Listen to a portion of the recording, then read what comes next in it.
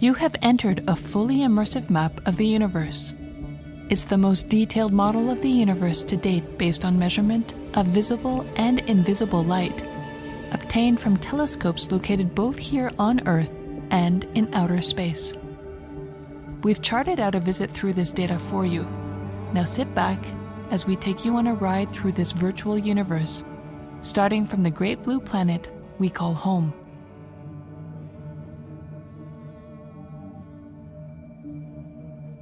This is the night sky from Geneva. The International Space Station is making its way across the sky against the backdrop of the Milky Way. Let's go into space and see the International Space Station.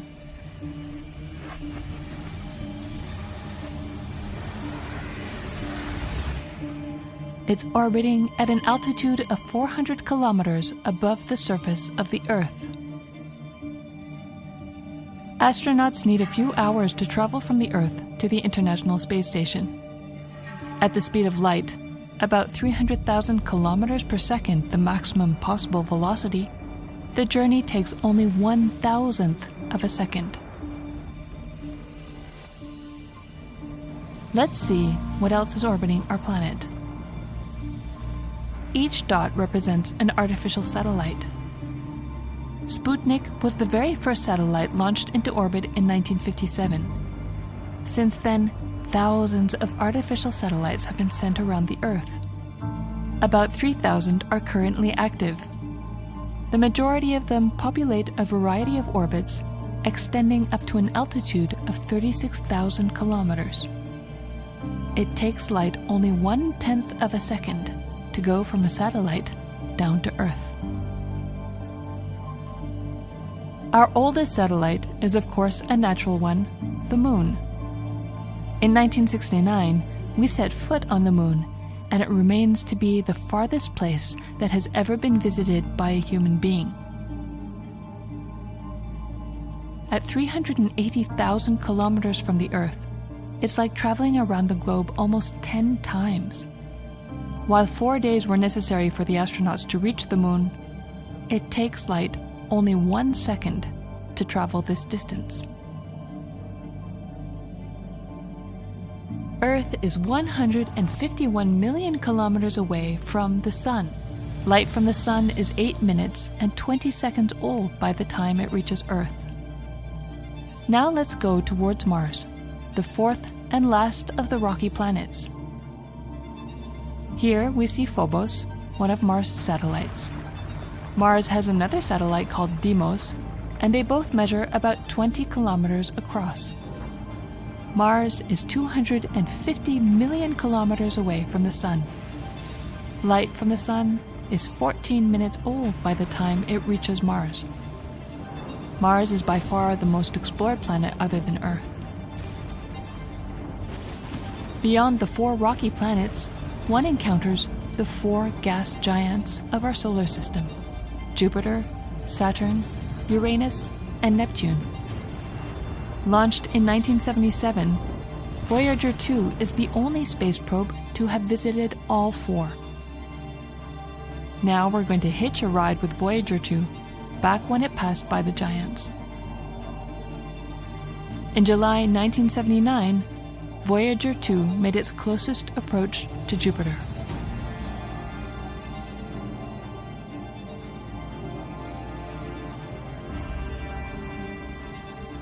In August 1981, Voyager 2 made its closest approach to Saturn and took detailed pictures of Saturn's rings. At 1.5 billion kilometers away from the Sun, that's twice the distance of Jupiter, or 10 times that of the Earth. Light from the Sun is 1 hour and 23 minutes old by the time it reaches Saturn.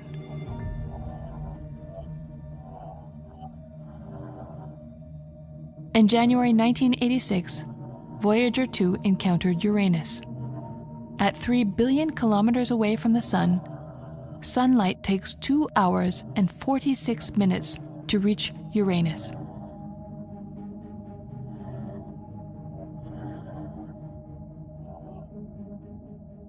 In August 1989, Voyager 2 encountered the 8th and farthest known planet of the solar system, Neptune.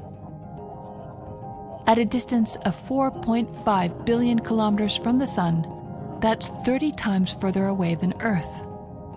Sunlight is about 4 hours and 8 minutes old by the time it reaches Neptune. Let's fast forward to now.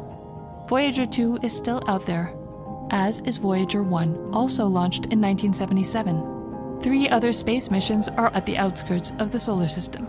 Pioneer 10, launched in 1972, Pioneer 11, launched in 1973, and New Horizons in 2006. The solar system extends beyond the well-known planets into a reservoir of small frozen bodies named the Kuiper Belt. This reservoir is also host to larger bodies. Pluto and Eris are 2 dwarf planets that you can see here by their orbits. The farthest known dwarf planet is called Far, Far Out. Discovered in 2019, it's 140 times further away from the Sun than the Earth. Light from the Sun is 20 hours old by the time it reaches Far, Far Out. From anywhere within the solar system, the patterns in the sky made by the stars and the Milky Way galaxy are still the familiar ones that we see from Earth, outlined here in blue. But when we leave our solar system, our perspective changes and the patterns of the stars begin to shift as we approach the closest neighboring star, Proxima Centauri. The light we see from Proxima Centauri here on Earth is already 4 years old. In other words, if we could travel at light speed, it would take us 4 years to reach Proxima Centauri. We say then that Proxima Centauri is 4 light years away. Compare this to the actual speed of Voyager 1, which is about 75,000 kilometers per hour. It would still take Voyager 1 no less than 60,000 years to reach Proxima Centauri. The patterns of the constellations continue to change shape as we move even further out to a distance of 50 light years. We now reach the star called 51 Pegasi, or 51 Peg, which is host to a planet called 51 Peg b. Planet 51 Peg b is called an exoplanet, since it's located outside of our own solar system. Discovered in 1995, it's the very first exoplanet ever discovered, opening up an entirely new field of research in astronomy.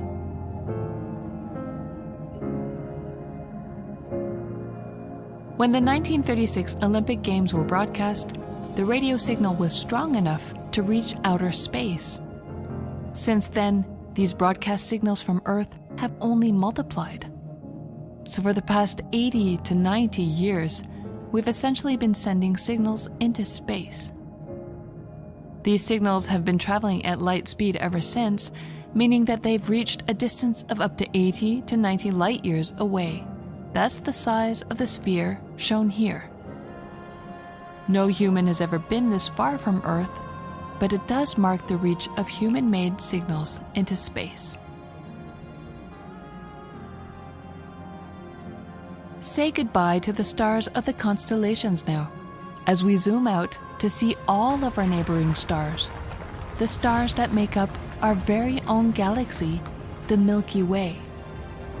The Milky Way is a spiral galaxy, and our Sun is just one of its 200 billion stars. The Milky Way measures about 100,000 light years across.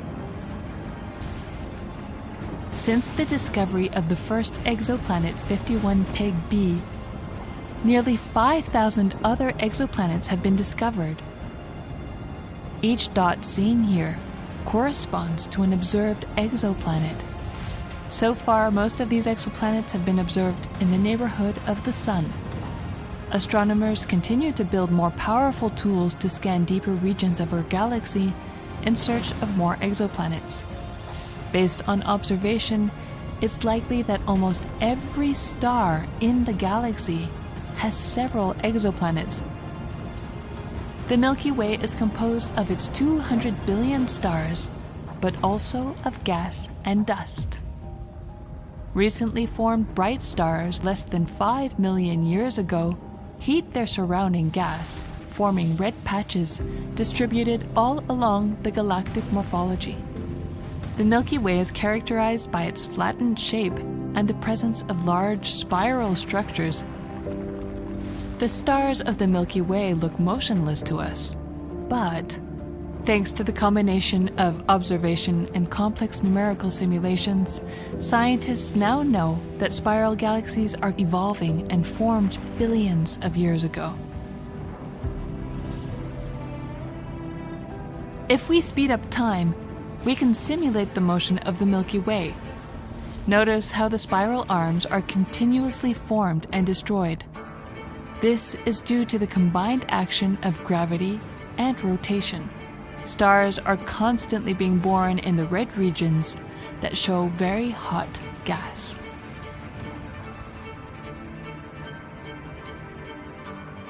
In the 1970s, careful analysis of the way spiral galaxies rotate revealed one of the most important conundrums of modern science.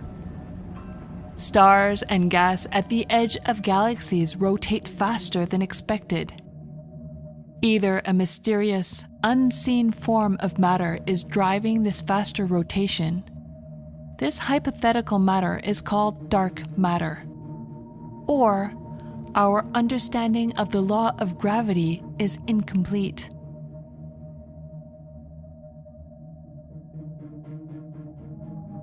Let's move away now from our galaxy.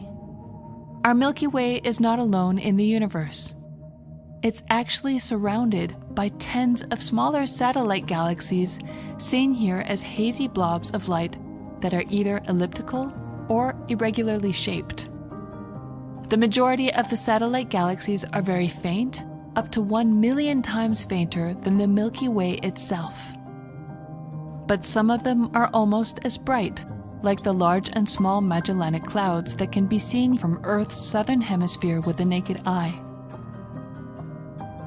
At 2.5 million light-years away, we reach the Andromeda Galaxy, also known as M31, the nearest spiral galaxy to our own Milky Way. Slightly further away, we encounter the Triangulum Galaxy M33. Together with the Milky Way, these three galaxies and their families of dwarfs form what's called the local group, a group of more than 140 galaxies spread over a structure that extends across 20 million light-years. What is the destiny of our galaxy? The two largest galaxies of the local group, the Milky Way and the Andromeda Galaxy, are expected to eventually collide in about 6 billion years, owing to their mutual attraction.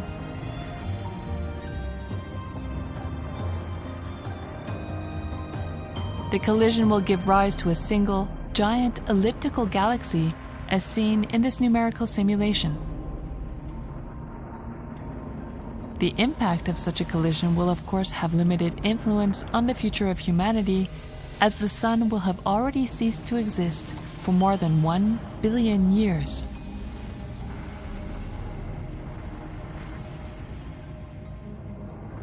Mergers of galaxies and larger structures are ubiquitous in our universe. Let's zoom out to cosmological scales at a distance of hundreds of millions of light-years. That's the equivalent of thousands of Milky Ways across. At these scales, we discover the large-scale structures of the universe. Numerical simulations like this one show the merging of matter into complex structures over billions of years.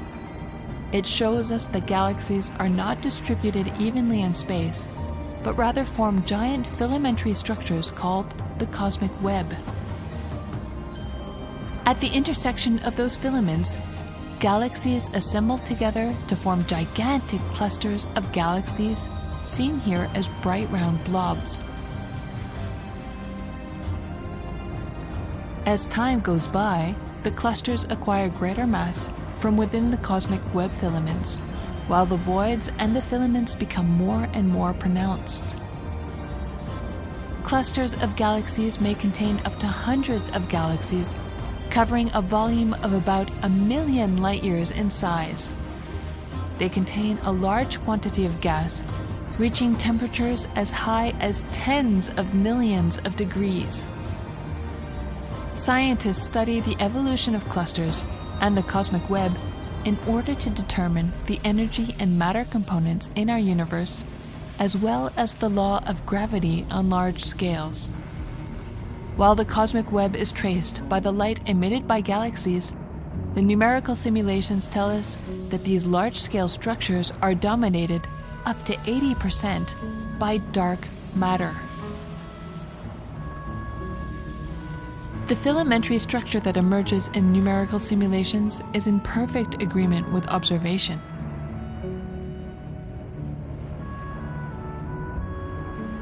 Beyond the simulation box, you can see the most comprehensive database of galaxies as measured by the Sloan Digital Sky Survey, collected throughout 20 years of observation. It consists of the largest, most complete 3D map of observed galaxies in the universe to date and reveals the true large-scale structures of the universe. The data contains artifacts since it's collected from telescopes on Earth. Light from distant galaxies is essentially obstructed by the Milky Way, never reaching the telescopes on Earth, and therefore leading to gaps in the data, seen here as black voids. Each bright object corresponds to a galaxy. Each galaxy contains hundreds of billions of stars, and very likely hundreds of billions of exoplanets that could potentially host life. The universe as we know it appeared 14 billion years ago in an energetic explosion called the Big Bang. As the universe expanded, it also started to cool down. The first particles started to form until electrons and protons combined to produce hydrogen, the most abundant element in the universe. When this happened only 400,000 years after the Big Bang, light could travel freely in space for the first time. As the universe continued to expand over billions of years, this first light stretched into longer wavelengths and is detected today as microwaves. This relic light of the universe in its infancy continues to reach us even now, and it's everywhere. It's called the CMB, the Cosmic Microwave Background Radiation, and the colorful pattern seen here is the measurement of this relic light as seen from Earth. The CMB sphere corresponds to the size of the observable universe and measures about 100 billion light-years across. The CMB is the very first picture of the early universe and shows fluctuations in the distribution of matter. Let's look again at a simulated portion of the universe. At these early times, the universe was nearly homogeneous, only imprinted by tiny temperature and density fluctuations. Over time, under the influence of gravity, these initial fluctuations are amplified and generate the cosmic filaments. At the intersection of those filaments, the accumulation of matter is sufficient to form the first stars. The assembly of those stars become galaxies, and the dense regions of galaxies form clusters of galaxies. Simulations like this one allow us to understand the emergence of these large-scale structures.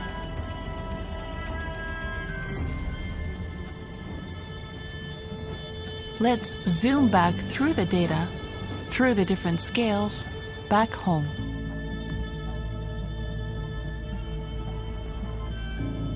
This modern view of a dynamic universe started 100 years ago with a theory of general relativity, a theory of gravitation, by Albert Einstein, boldly standing on the shoulders of giants like Copernicus, Kepler, Galileo, Newton, and many others. As scientists collect more and more data, as theories evolve, our understanding of the universe will also evolve.